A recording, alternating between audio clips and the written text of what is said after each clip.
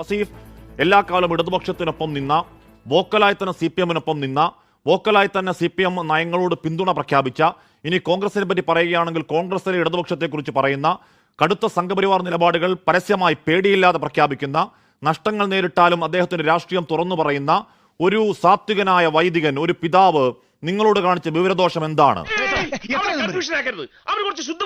Shri Wasif, post വായിച്ചതാണല്ലോ അല്ലേ?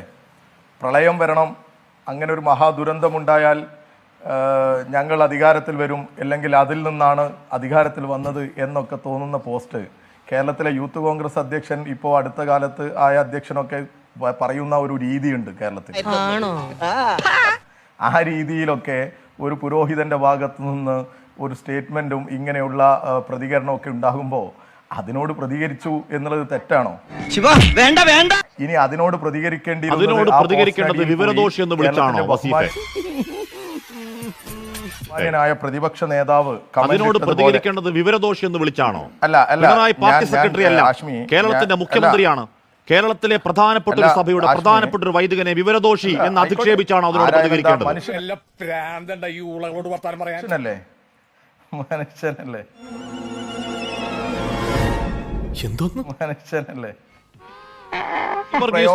ക്രിസംഗിയാണോ വസീഫെ? ഇങ്ങനെ അങ്ങ് പറയേണ്ട എന്ത് കാര്യം?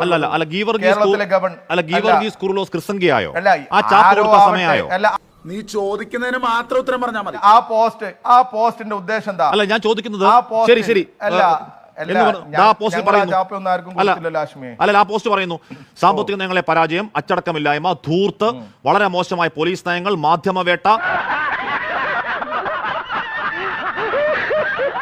സഹകരണ ബാങ്കുകൾ ഉൾപ്പെടെ നടന്ന അഴിമതികൾ, പെൻഷൻ മുടങ്ങിയതടക്കം പാവപ്പെട്ടവരെ അവഗണിച്ചുള്ള നീക്കങ്ങൾ,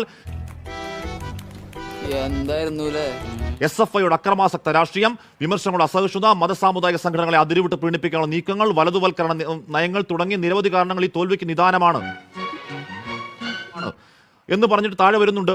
എന്താണ് ഈ പറയുന്ന പ്രളയവും മഹാമാരികൾ എപ്പോഴും രക്ഷയ്ക്കെത്തണമെന്നില്ല, കിറ്റ് രാഷ്ട്രീയത്തിൽ ഒന്നിലധികം പ്രാവശ്യം ജനം വീഴില്ല. ശരി, നിങ്ങൾക്ക് ഈ പറഞ്ഞ കിറ്റ് രാഷ്ട്രീയത്തിൽ ജനം വീണില്ല എന്ന് പറഞ്ഞു കൂർലോസ് തിരുമേനി, അദ്ദേഹം ക്രിസംഗിയായോ?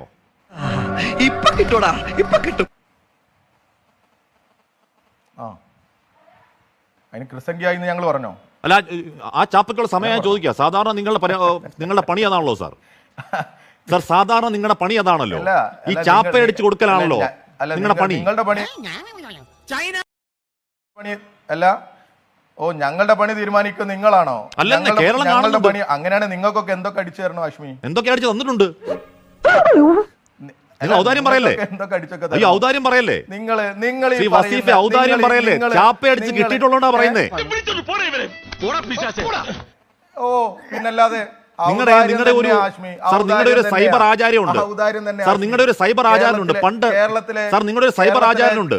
അയാൾ പണ്ട് കോൺഗ്രസിലായിരുന്നു, ഇന്നിപ്പോ CPM-ലാണ്. നാളെ അയാൾ വേണമെങ്കിൽ BJP-യിലേക്ക് വന്ന ആചാര്യൻ. ആ ആചാര്യനെ അദ്ദേഹം പറഞ്ഞ എന്താണെന്നറിയോ? ഞാൻ ഒരു വിയോജിപ്പ് പറഞ്ഞതിന് എന്താണ് ആയുധ പരിശീലനം കിട്ടിയ NDF-ആണെന്ന് അറിയോ വസീഫെ? ചാപ്പ കിട്ടിയിട്ടുണ്ട്. ആശ്മിയുടെ ആചാര്യനായിരിക്കും. താങ്കളുടെ ആചാര്യനാ, താങ്കളുടെ സൈബർ ആചാര്യനാ.